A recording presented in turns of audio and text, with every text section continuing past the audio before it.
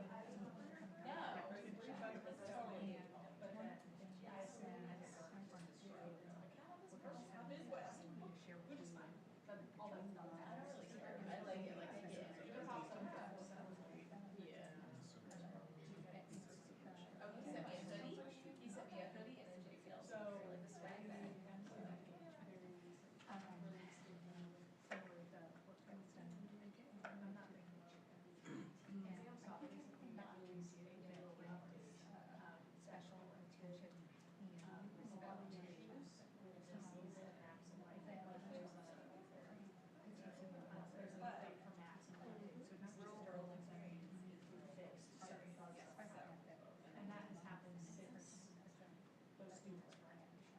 So if they update it, they should. So I'll send you an email with all the information. Yeah, and You'll circulate Julie it. knows about the update. I sent her the information. I have a, you know, Hopefully we should have idea about how to do the recognition. the problem with the Brittany is her laptop's so old that she And, you know, most of them are long for that is area for the with the day-to-day operations that we do.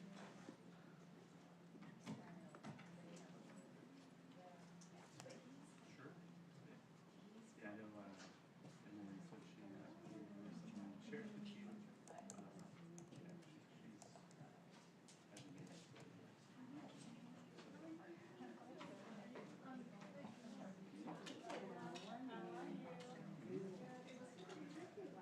Yeah, I know, Emily said she shared with you. Yeah, she's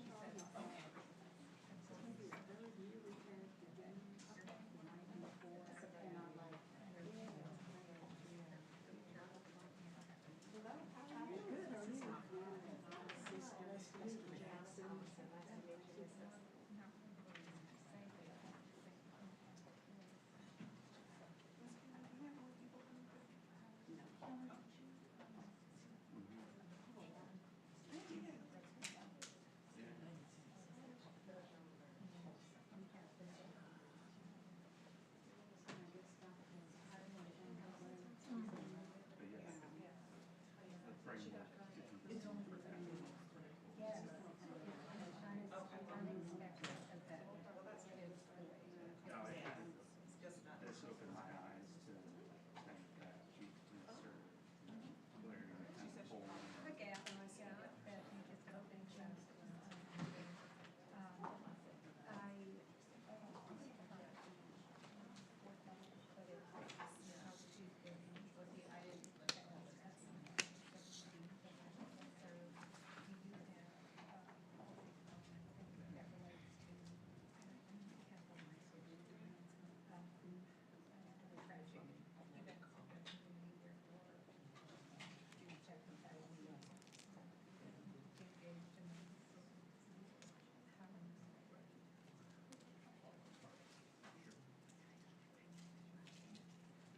Okay, I think we'll go ahead and get.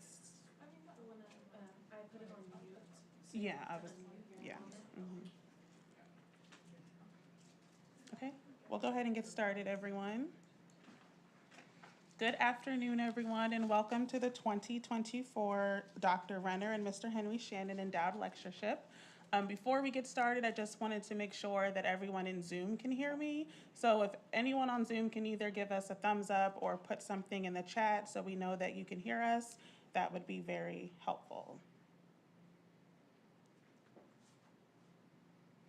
Wonderful. So welcome again, everyone. My name is Doris Agul, and I am the Assistant Dean for the Office of Diversity, Equity, and Inclusion here at the UMKC School of Medicine. This lecture is a part of the University of Missouri-Kansas City School of Medicine's Dean's Lectureship, named and sponsored in honor of the first Associate Dean of Minority Affairs, Dr. Reaner Shannon, and her husband, Mr. Henry Shannon. The lectureship was created to promote continued learning and education, as well as bring awareness about medical issues and health disparities impacting people and communities of color. The lectureship typically occurs on the last Friday in February for students, residents, fellows, faculty, staff, and the greater Kansas City community. Dr. Jocelyn Elders, the first African-American Surgeon General of the United States, was the inaugural speaker in 2006. Since that time, the lectureship continues the tradition of hosting dynamic speakers who are local, regional, and national leaders in medicine, including UMKC School of Medicine graduates and faculty members such as Dr. Karan Bokum, Dr. Qiana Thomason, Dr. Tim Hickman, Dr. Nevada Lee, Dr. Michael Moncure, Dr. Meena Singh, and Dr. Michael L. Weaver, as well as leaders in government health agencies and professional medical organizations such as Dr. Louis Sullivan, Dr. J. Nadine Garcia, Dr. Elfa Stewart, and Dr. Patrice Harris. Dr. Reaner Shannon transitioned this life in July 2022, followed 5 months later by her husband of over 60 years, Mr. Henry Shannon, in December of 2022. They are survived by their daughter, Ms. Pamela Shannon of Dallas, Texas, and a host of family, friends, and colleagues. Ms. Shannon plans to continue to be involved and supportive of the endowed lectureship in honor of her parents, and to keep their spirit alive of bringing awareness about healthcare disparities and inequities impacting marginalized and minoritized populations and communities. If you are interested in supporting the Shannon Endowed Lectureship in Minority Health, donations can be made at go.umkc.edu/give. The link can be found in the chat, and we'll make sure to put that in there. A few housekeeping tips. If you are watching virtually, please keep your sound muted so that we can hear our keynote speaker, Ms. Qiana Thomason. We will take questions at the end of the lectureship. And for people watching virtually, please place your questions in the chat, and we will answer as many questions as time allows. So at this moment, I would like to recognize Ms. Pamela Shannon and her family and friends who are here, part of the Shannon family. If you could please stand.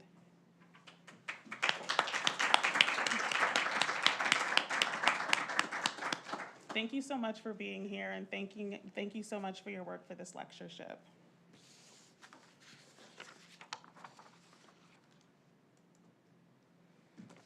So next, I would like to introduce our amazing speaker.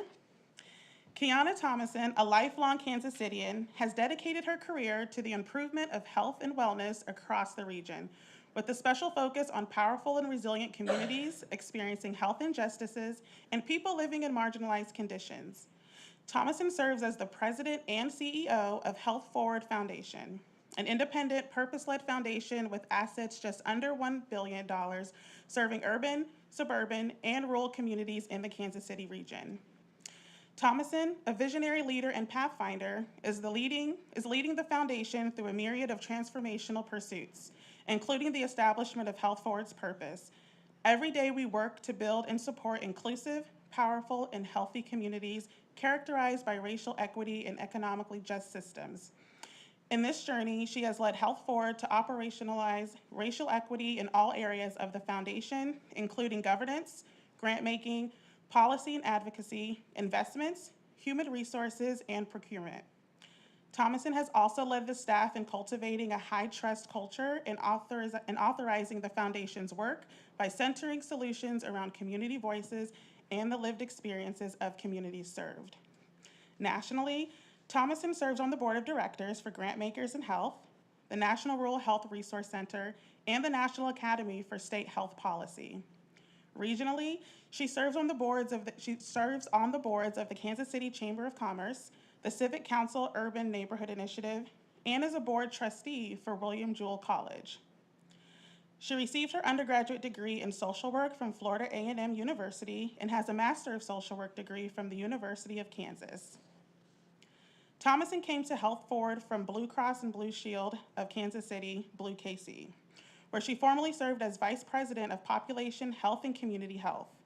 During her tenure at Blue KC, she led development and implementation of new care delivery and payment models, to include building innovative payment models for social care in partnership with Center for Medicare and Medicaid Innovation and primary care providers throughout Kansas City. She was also a successful champion for including health equity and the social influences of health in Blue KC's corporate strategy. Thomason also spent 8 years at Swope Health, a federal qualified healthcare center, as program manager of a regional mental health court and as the director of clinical operations, behavioral health. Qiana also served as a deputy director and health and human services liaison for United States Senator Jean Carnahan. So all of you, please join me and welcome our incredible keynote speaker, CEO and President, Qiana Thomason.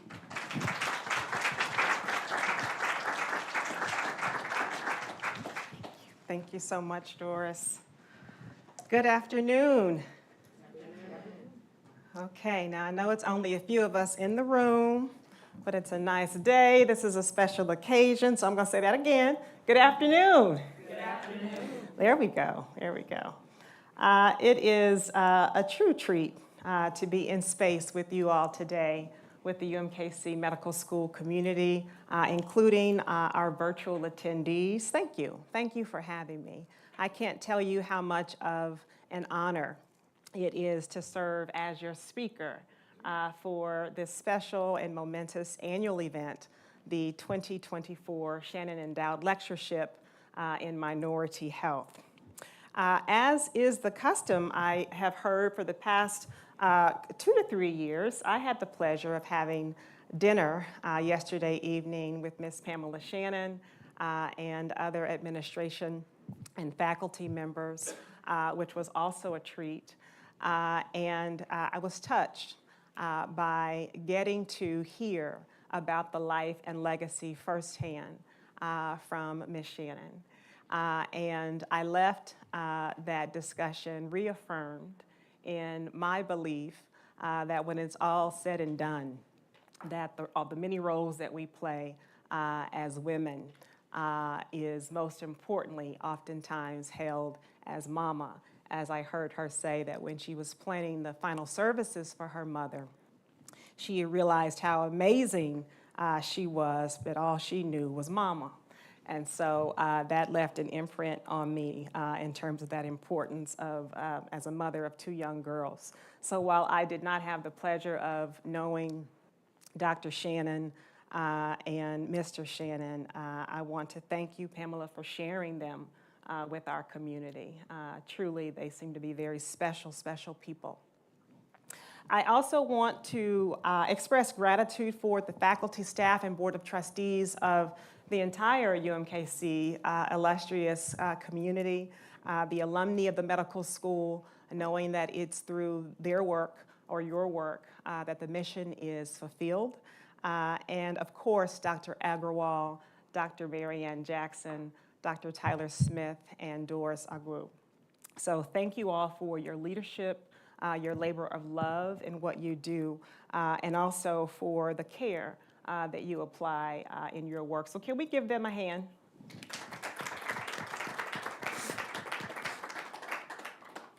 So done right, leadership is certainly sacrificial. So again, thank you. I will not be before you long, and usually when I hear that, I'm in church, and I don't believe them. However, you can trust me in that I do believe in the 3 B's of public speaking, which is to be brief, be good, and be gone. So that is my intention with you today.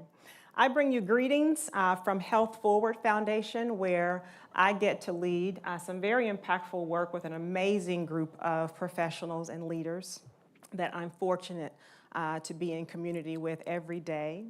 I'll share a bit more about Health Forward as I go forward. However, I want to share a little bit more about myself. And I imagine you're asking why, because we just heard a very long bio. And I'm thankful for the formality of that and all that's in it. I've had wonderful opportunities. I've been very blessed throughout my career. However, what you just heard Doris read is what I do and what I've done. It is not who I am, and it is not why I do what I have done. So I'd like to share with you a little bit about, more about me personally, because health equity is personal. At least for me it is. And so the best way that I can do that is to share more about my come from, is what I call it. My come from is the great granddaughter of Wilford Brown, a Bahamian man who immigrated from Nassau, Bahamas to Miami, Florida, finally settling in Hollywood, Florida, where he built a 4-bedroom home with his bare hands for his 12-member family, although he could not read nor write. It was the first home in Hollywood, Florida, to have indoor plumbing among white and black households. That is the ingenuity and the audaciousness that runs through my veins. My come from includes being raised by a resourceful and buoyant single mother who, after a divorce, found herself broke, but not broken. Although she was raised in a middle-class home, pretty well-to-do, after the divorce from my father, she landed on public assistance. Being uninsured, she took my 2 brothers and I to what she would call the free clinic, and we now know that as Swope Health. A place that I later returned as a mid-careerist to serve there in behavioral health. And now, at the foundation, I get to support philanthropically that organization and so many others that I received services from under my mother's care. Through her faith in God and the help of a village, she was able to transition from public assistance to enrollment right here at UMKC in the communications program, graduating, and eventually becoming the president and CEO of Inroads Kansas City, an organization that focused on youth development and opportunities in business and industry. So that's the fortitude which runs through my veins. My come from includes growing up in neighborhoods not too far from here that were powerful and resilient despite chronic disinvestment, underinvestment that occurred against it. In the 1980s, my family and many other families experienced what I call infrastructure violence firsthand when Highway 71 was erected, which displaced us from our home and so many others, mangled black businesses, separated individuals and communities from deep levels of connectedness and social bonds, cut down the epicenter of Kansas City's black community, separating children from their school and safe passage to school because the bridges and crosswalks were erected much later after the highway was built. My come from is navigating through and rising in, personally and professionally, a healthcare system that, by design, is best providing sick care and didn't believe me twice when I said that I was unwell. I have shared pieces of my come from because it animates the essence of health equity and health inequity and characterizes the resilience of communities and individuals that we often paint as powerless, as vulnerable, as marginalized. Language and labels I categorically reject because the people that you treat, the people that I support, are not broken. They never have been. Our systems, however, have been for centuries. As healthcare and community health providers and leaders, your come from, it matters. The come from of your patients, it matters. And it matters what you believe you can do about it in and outside of the clinical space. At Health Forward, every day we work to support and build inclusive, powerful, and healthy communities characterized by racial equity and economically just systems. So why these two factors? When we look at health outcomes and how they are stratified, we see that two major themes emerge. Race, not because of race, but because of racism, and income. Generally speaking, the higher your income and wealth, the better your health, and the lower your income and assets, the poorer your health often is. Of course, there's always exceptions to that, but these are the general rules of the game. In this work at Health Forward, we prioritize two communities, people of color, whose health outcomes have been shaped by structural racism, and rural communities whose health outcomes are shaped by structural urbanism, where policies and practices advantage urban communities over rural. So that's who we center. Our work focuses on both health and wealth building, and at any given time we are driving strategies to that end, including working on affordable housing and home ownership as a wealth creation tool, also a very direct correlation on better health to be housed. We are working on amplifying participation in nonpartisan democracy, and we are working on making sure that our systems have capacity and capability to apply a racial equity framework to healthcare delivery. That is done through a collective impact initiative called the Kansas City Health Equity Learning and Action Network that we have been fortunate to help catalyze, but are co-curating in partnership with many others across this community.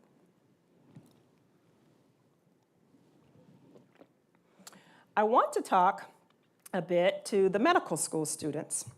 I know many of you are online multitasking, and I get it, but I want you to key in just for a moment. You are matriculating through your programs during a very peculiar time. You've learned how to coexist with what is now an endemic global virus that has reshaped our social norms, recast our macroeconomic trends, shined a bright but all too brief light on health injustices for people of color, because even that is beginning to dial back, and learnings that the coronavirus was not the great equalizer.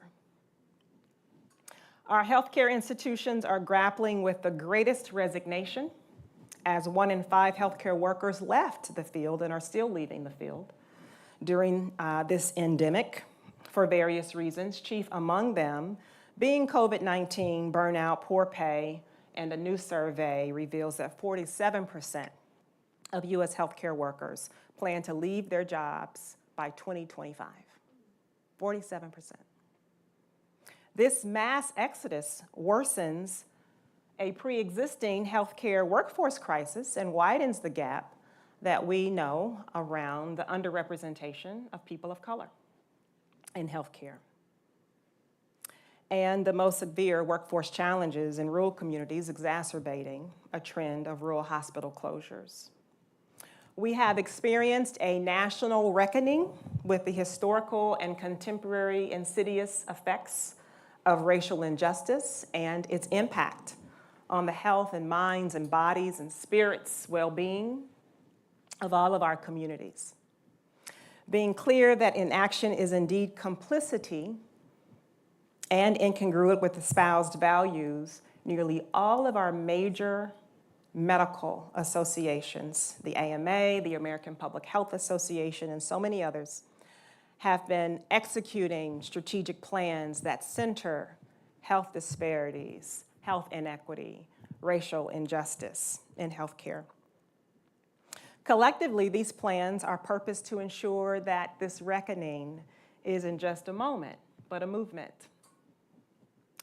that's gaining force at every turn as we work to uproot inequitable policies and practices in our healthcare systems, both clinical and administrative, and build new ways of being, new ways of healing, rejecting notions of scarcity and austerity, and embracing notions of abundance and equity. Yet, although much progress has been made, the resistance is real. The resistance in support of inequity has gained just as much force. In fact, in the current General Assembly of the Missouri Legislature, right now, the bill known as the Do No Harm Act, feel free to Google it, has come back again for a second year after it failed last year. So if passed this year in the Missouri Legislature, this bill would penalize instruction, policies, practices, or any effort that supports diversity, equity, and inclusion in healthcare, including public hospitals, public healthcare providers, healthcare licensing boards, and healthcare-related academic programs like UMKC Medical School. In light of the U.S. Supreme Court's overturn of affirmative action in higher education admissions, not scholarships, admissions, we dare not think a bill like this won't pass in Missouri. We should get it now that none of this that we've achieved is here to stay or promised. There is an unraveling that is occurring that we need courage to face. Since the SCOTUS overturn of affirmative action in higher education admissions, we are seeing the same right-leaning, highly coordinated, strategic, and well-capitalized organizations who were the patient catalyst for the dismantling of affirmative action in higher education. We're seeing them, as well as attorney generals all across the country, 13 attorney generals to be exact, succeed in their attempts to dismantle DEI programs across corporate America and their investments in private venture capital, advancing Black women and capital to Black women who are starting businesses. And we're seeing corporations retreat from big statements, big funding in their organizations, hiring DEI officers in C-suite roles. We're seeing them categorically lay off, let go of those same roles. Last year alone, Meta, Tesla, DoorDash, Lyft, and Wayfair all cut workers who were part of their DEI efforts. Recently, Zoom and Snap did the same. The inflationary environment over the past couple of years has deepened the wealth gap for resilient families of lower income across urban and rural communities, and widens the racial wealth chasm that's been with us for years between white and Black and Latina households, which is 10 times greater for white households than it is for Black households nationally. If you didn't already get it, because of your understanding of the social influencers of health, you now understand that economic inequity affects the health of your future patients, much more so than the quality clinical care you will provide them.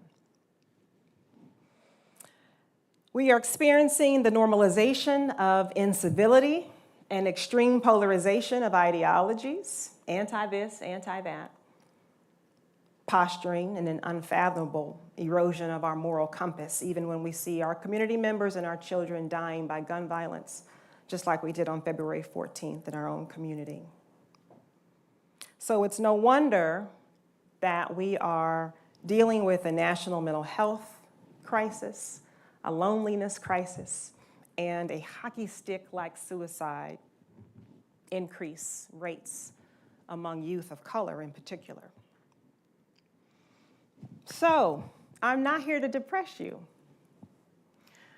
However, I am here to tell you and to charge you, as I charge myself every day and our team, that lauding ourselves for incrementalism in health equity while we experience these outcomes will never deliver the healing and well-being to our communities that they deserve.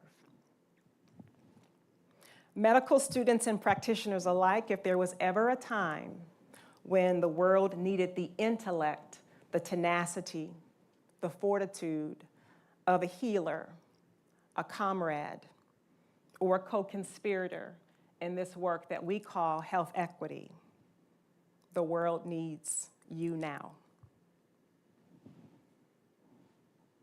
In case you didn't catch it, I'm saying the world needs and is waiting on you, not the person next to you, not the person in the Zoom tile next to you, but you. So if you've been waiting on Superman, Captain Marvel, Black Panther, Iron Man, or Woman King, they ain't coming. It's you. It's all on you, in community with one another. You are indeed our very best thing, and your time to help heal us, help restore a limping healthcare field and a hurting nation is now. Now that we've established that you are who we've been waiting on and that you are our very best thing, the question is, who do you need to be to ensure that race, economic status, gender, sexual identity, diverse abilities, and all those intersectionalities are not influencers of health and well-being? My favorite book, penned by Dr. Martin Luther King Jr. in 1967 from a Birmingham jail cell, is called Where Do We Go From Here? Chaos or Community? In challenging the progress of people with good hearts and goodwill in the wake of the brutalities of Selma, Alabama on Bloody Sunday, he noted that the conscience of man flames high in the hours of peril. The conscience of man flames high in the hours of peril. I'm sure you'd agree that Dr. King's question is just as relevant now than it was in 1967. Where do we go from here? Chaos or community? I do believe our collective conscience is flaming high. As many of you, especially the medical school students, bear the virtue of the millennial generation, a very cause-driven and purpose-driven generation. And the question is, how long will it lead you to the best and highest use of your education, your training, your professional and personal platforms? And what that looks like for everybody is different. We're all called to different things. We have different mantles. We have different uniquenesses, but I would hope that it would lead us to share our personal and positional power and to be the thermostat that gauges and acts with care and intention to change the temperature of the conversations in our rooms. To shift narratives and algorithms, how about that? Clinical algorithms of clinical practice and research towards equity, as there is no quality without equity, and there's no equity without quality. To ask your patients, what happened to you versus what's wrong with you? A trauma-informed approach. To include policy and advocacy in your scope of practice, to disrupt and dismantle systems that cause our communities to be unwell. To be the defenders of democracy in an era of generational disaffection for democracy. I was reading in the Washington Post just yesterday that the single bleakest data point that I find at least about health in our society concerns a difference across generations in the sense of attachment to democracy. So the data revealed by scientists Yasha Malk and Roberto Foa that there has been a significant generational decline in how people value democracy. In the starkest formulation in 2016, roughly 70% of Americans in the generation born in World War II consider it very essential, while not quite 30% of Americans who are now 40 years old and younger,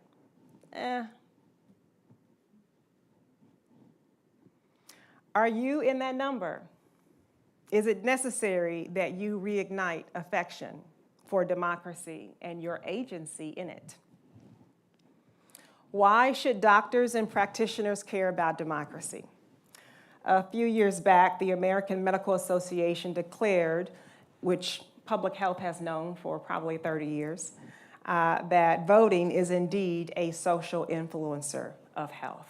It's a big predictor of the health and the well-being of a community, civic engagement. So the charge is to be the builders of both clinical and community care models that include courage, that include democracy, that include equity, that positions folks to thrive through transfers of love, of healing, and of power. Rashad Robinson of Color of Change says that power is simply the ability to change the rules. And if you think you're without power and a platform to change the rules, I invite you to think again. I invite you to reconsider whether you're at the bedside or in the boardroom. Tap into your personal agency and power to reshape the rules. I remember a time when my body was wrecked with pain and undiscovered sepsis, which I've experienced twice. After visiting several specialists, all of them, and not being believed and simply pacified, I entered an exam room of a new practitioner, armored up, ready to fight, ready to make clear that I was indeed in pain because I wasn't used to being believed in clinical spaces. A common and unacceptable experience of Black people in pain.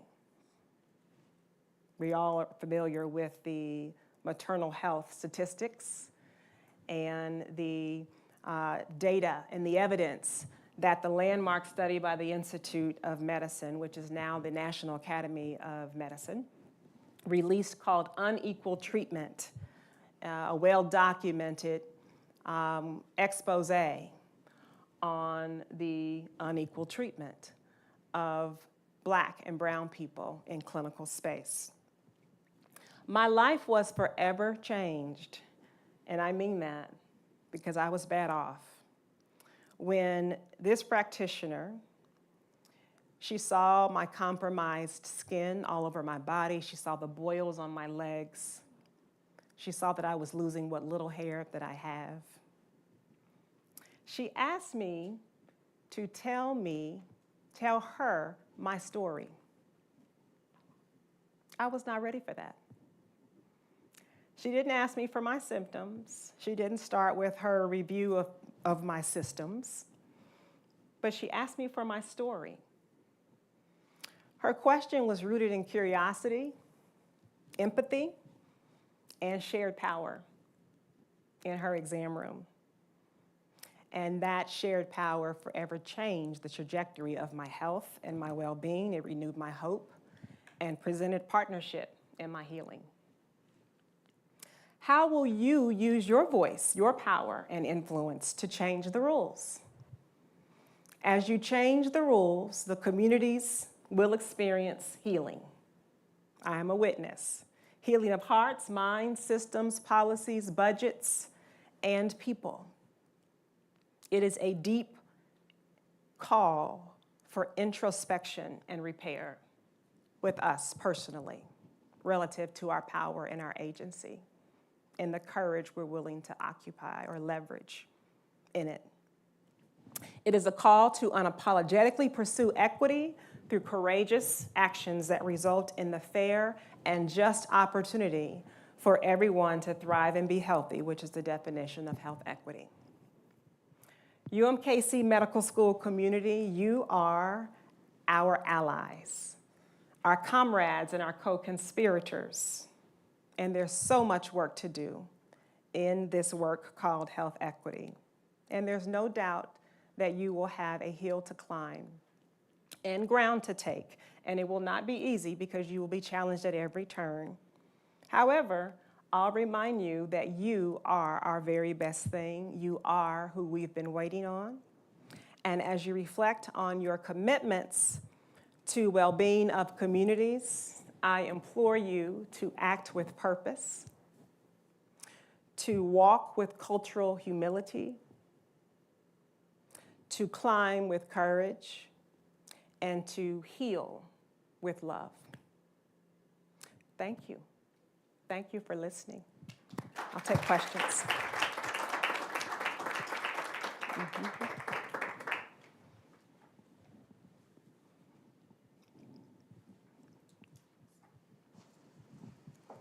Can you all hear me?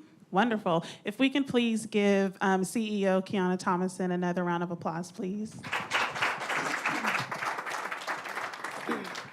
So thank you so much for all of that information and such thoughtful and just such gratitude in speaking to us. And so I want to open it up to everyone. If anyone has any questions, could you please raise your hand or put it in the chat, and then we will go ahead and let people ask. Dean Jackson.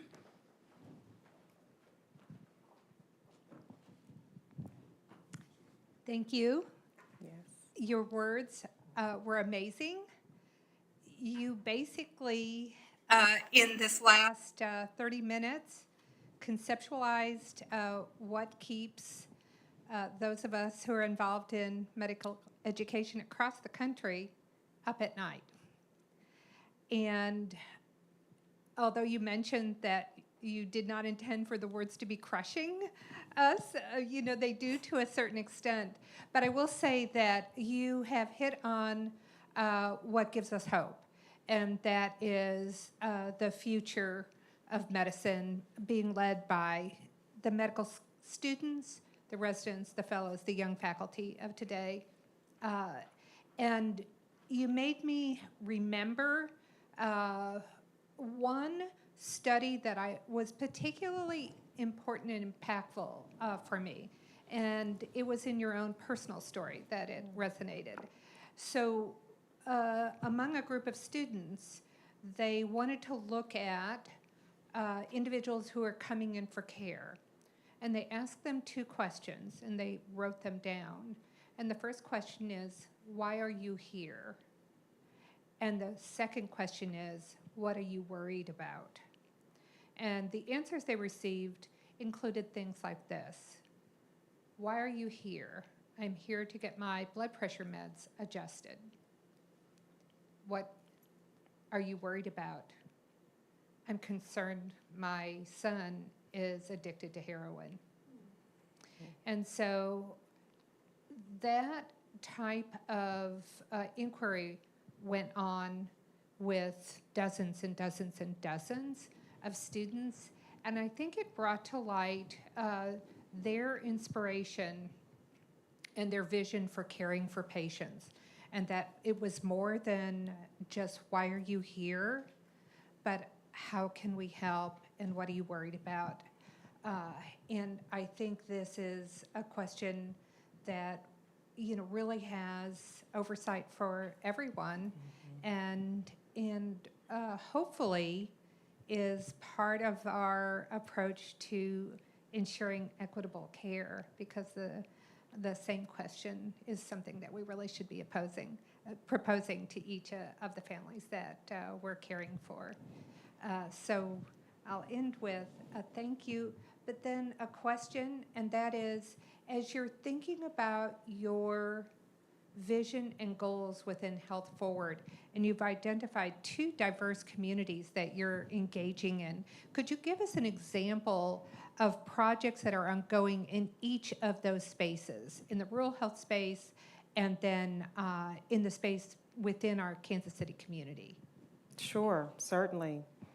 Thank you, Dr. Jackson, for your receipt of what I offer today and the direction that you've taken the medical school in terms of centering the humanity and the empathy and the curiosity in the provision of care. I want to say a little bit more in responding to your question about the Kansas City Health Equity Learning and Action Network, which I mentioned in my remarks. So this is a collective impact initiative that we are supporting in partnership with the Institute for Healthcare Improvement, who has come to town at Health Forward's invitation and has been in community with us for the past almost 3 years, 2 years of implementation, 3 years of planning, and also the KC Health Collaborative, and 52 other health ecosystem players across the Kansas City community. And so that is comprised of our hospitals, our health systems, our health plan, predominant health plan, Blue Cross and Blue Shield of Kansas City, our FQHCs, public health departments, and community behavioral health providers, and one employer, and that's Nebraska Furniture Mart. We have been working to do just what we're dubbed, to learn together and to act together. Really centering the voices of people with lived experience from all forms of life, and to help us understand what is occurring in clinical and community spaces, whether it be ACEs, as well as the strengths and the power of the communities that people are serving. In the last 18 months, we've spent working on projects that have resulted in very demonstrable and promising practices for change. 17 organizations of the 52 agreed to take health equity more, I shouldn't say seriously, but strategically, and apply a racial equity practice to their organizational efforts. For example, Truman took the matter of the race-based clinical algorithms in chronic kidney disease, the EGFR, and has been working to reshape the disparities that they see between their Black and their white patients with that race-based clinical algorithm. St. Luke's focused on improving the diabetes composite scores of their white versus their Black patients, and saw several percentage point increases over a year's time just with augmenting what the patient said that they needed and changing some of their clinical care practices, and began to see that total diabetes composite score raise for Black patients. The University, or the UG of Wyandotte County Public Health Department, as a part of their action project, declared racism as a public health crisis. Rediscover Mental Health has looked at the inequity in access to behavioral health because they were seeing that their Black patients weren't being retained in care. I'm just giving you examples of the 17 organizations who said, we're going to do some things differently. And all we did was provide a container for learning and for accountability and for skill building and for being able to say the wrong thing in safe space and being able to trust each other that we would get better together as racial equity practitioners in healthcare. And so we are now in the second phase of planning the next iteration of that, and are looking forward to 2 focus areas as we move forward, which are intersectional.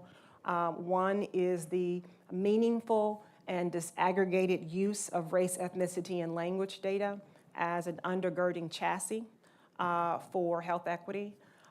Many times we're just doing things. And of course, we all collect race and ethnicity in our health records. But how are we using it to detect and address inequities in access, quality, safety, care, and patient satisfaction. So that is one of the areas of focus, real data, REL data. And then the other is around birth equity. Kansas City has some rich assets around Black and brown maternal health and infant health that we know that based on their work, we are really a national model and are not fully leveraging all the resources that we have in Kansas City to reverse this problem in Missouri and Kansas. And we know Missouri and Kansas are leaders, laggards, depends on which way you want to look at it, in terms of maternal health. So that is what's going on in our urban areas. In our rural areas, we take more of a place-based approach because of the structural urbanism that I spoke about. We tend to not only focus on our areas of funding in rural areas, knowing that they need us to be a little bit more flexible. So in any given time, we are focused on transportation, focused on affordable housing, like in Allen County, Kansas. The county lost its transit, its public transit, and healthcare access was already an issue. And so really coming in to focus on and buttress that health, that transportation for that county to ensure that people were able to get to life, right, to healthcare, to childcare, to work was really important. And our rural community partners are participated in the learning community of the Kansas City Health Equity Learning and Action Network as well. And so we didn't leave them out of that process and are looking to ensure that they have greater inclusion as we go forward. In addition to that, statewide in Kansas, we are still working on Medicaid expansion that affects urban and rural communities alike. It passed in Missouri. Health Forward helped lead that initiative across the state because we have an initiative petition process in the Missouri Constitution that allows the citizens' voice to be heard, and it's we the people is a provision in the Missouri Constitution, but not in Kansas. So in Kansas, it's the old school legislative process. And so Kansas is among 10 states that still has not passed Medicaid expansion despite an abundance of evidence that there's a lot of savings and a lot of money that they're leaving on the table, and that there is bipartisan support for it. And all the red states that have passed it have not repealed it, and that's for good reason. And so when we talk about rural and urban, there are strategies and there are opportunities that affect us alike, and that's one that I would point to and would encourage this community to pay attention to Medicaid expansion in Kansas, to get activated around it, and pay attention to the bills like the Do No Harm bill in Missouri and similar bills in Kansas that are focused on the educational system, like Missouri's focused on healthcare. Yeah. And do we have questions from anyone else in the audience before we go to the Zoom questions? I just have one. Oh, go. She said to, oh. I'm like.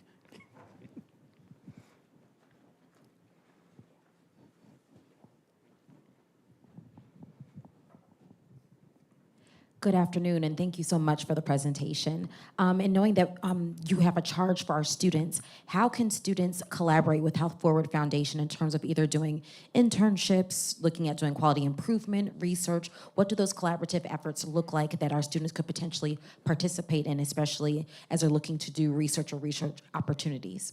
That's a great question. Thank you for asking that.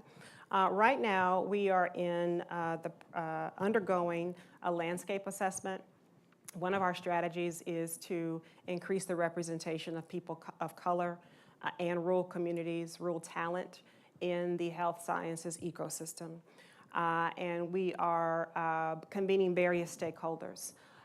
In just a couple of months, and maybe even less, my team isn't here to keep me honest. I'm looking at you, Donna. I don't know what month we're convening. However, Dr. Smith will get with you because we do want to convene medical students of color to hear their needs, their challenges, so that we can have our voice and our power authorized by their voice so that we know how to target our strategies going forward as we pursue greater representation. So that's one way. Another way is to ensure that they're engaged with Mission Vision Project. It is a partner organization near and dear to our heart, and we know Dr. Weaver is closely held here at the medical school as well as I think the first Black medical student that the medical school had. So engagement in that, and engagement in Medicaid expansion advocacy, and using and remembering that they have the opportunity to have their scope of practice include policy and advocacy as physicians. I really want to underscore that. We partnered strongly with the Kansas City Medicine group and worked really with them to help get Medicaid expansion passed in Missouri. And without that support, I don't know that we would have gotten our physician community on board with Medicaid expansion, but for that group and physicians who were clear on their opportunities around policy and advocacy. So I think from a medical school perspective, thinking about that also in your curriculum and in your instruction is don't leave advocacy out of the scope of practice for our clinicians. Ms. Pamela, you want to ask your question? Yeah, my question is just very simple. In the work that you do day to day with Health Forward, what is probably the biggest hurdle that you encounter day to day? The thing that frustrates you, keeps you up at night, that you would put on a wish list that would change? Whew. We need a couch and some wine. Man, it's so many. The challenges are vast. You know, I would really point to, and maybe I would have given a different answer a week ago before the nationally televised gun violence that we know we deal with every day. Kansas City has the opportunity to help solve our own problems through public, private, and philanthropic partnerships. The business community, government, foundation leaders coming together to pull not just our money, but our political will to get some things done in our community. We have an affordable housing problem. Kansas City used to be the place where that wasn't a problem, and it is now, just like every other community. There's a huge correlation between housing and health. We have clearly a gun violence problem that other communities, like Omaha, have tackled and are resolving. And we have that opportunity to do that on that and so many other factors. And so I would say the principal challenge and opportunity is aligning that political will around a common and shared agenda that is not short-lived, that is not just gonna recoil after the next pandemic or the next crisis goes away. And I think that probably could be said for a lot of cities, but we've got to fix that here in our region.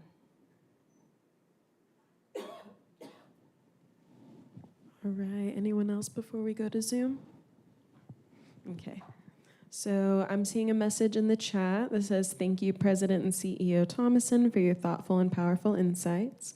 For beginning healthcare professionals who are focused on perfecting their professional skills and launching their practice, what survival tips do you recommend for self-care in our global and community demands? Thank you.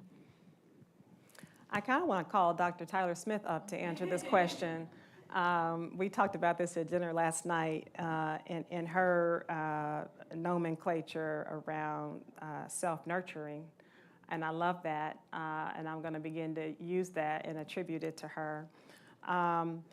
Because healers need to heal too, right? And I think even myself is creating spaciousness for yourself to do that, healing mind, body, and spirit. and especially for leaders, practitioners of color, to recognize that on a daily basis, there is an affront to our well-being, our advancement, our retention in these spaces, and we have to take care of ourselves and one another if we're going to be effective. And so my practices include lots of prayer, lots of time with folks that I love and trust and have good kinship with, lots of walks quietly, and lots of good naps. I'm learning how to nap better. That's been rich for me.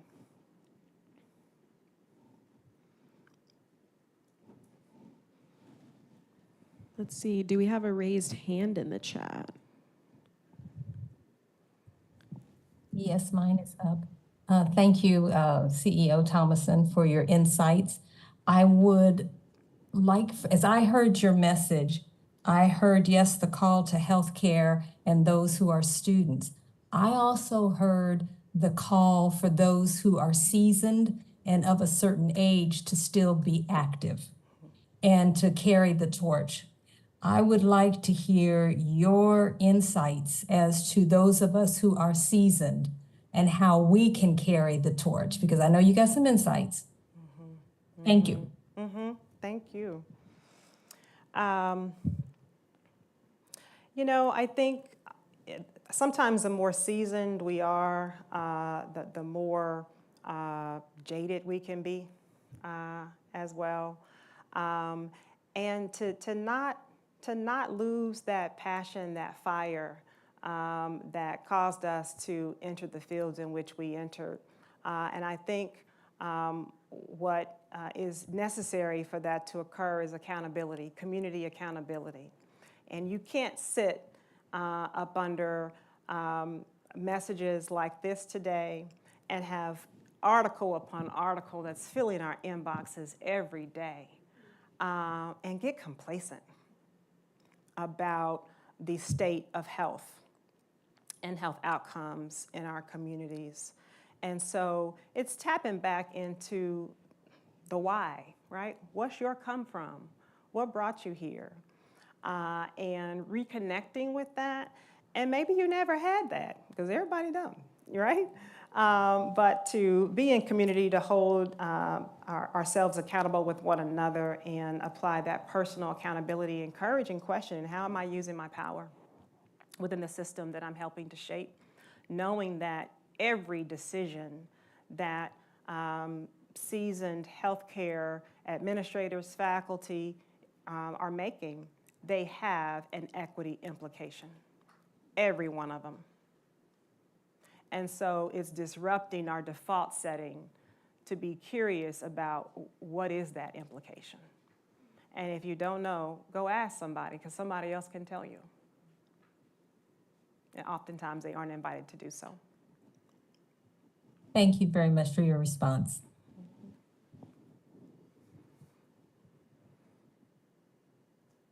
All right, I'm not seeing any other questions in the chat. So I think we might be ready to give our closing remarks. Dr. Smith? Thank you so much.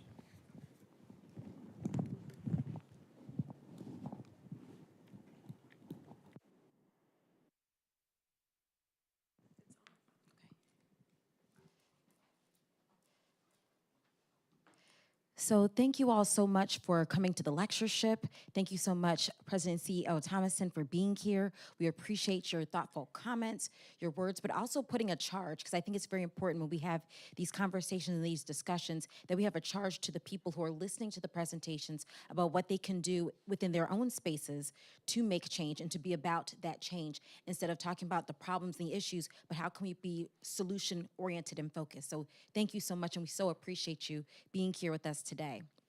I like to bring up members from my office. So we have myself, I'm the Associate Dean of Diversity, Equity, Inclusion here at UMKC School of Medicine. We have Ms. Doris Agwu, who serves as our Assistant Dean of Diversity, Equity, Inclusion, and also Ms. Kennedy Mitchell, who is our Senior Program Director for Diversity, Equity, Inclusion. So if you can come up. And to Ms. Pamela Shannon and the Shannon family, we thank you all so much. I've shared with you, Ms. Pamela, that I feel your mom's spirit whenever I walk through the halls, and sometimes I have moments where I go past her picture and I'm like, Dr. Shannon, what do you think about this? You know, and I just kind of have to convene with her because I do believe that the ancestors and their spirits are always with us to just kind of get her thoughts. I actually sit her in her actual office, and so I just feel her presence with me often. So we thank you.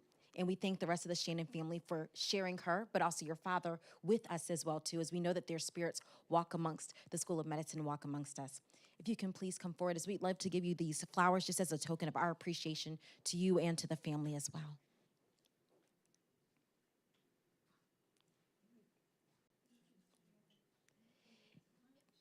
And we want to thank all of you so very much for coming to the annual Shannon Endowed Lectureship in Minority Health. And we hope that you will come back next year as well. And we'll keep you posted of other things that are happening as it relates to diversity, equity, inclusion here at the School of Medicine and in the community.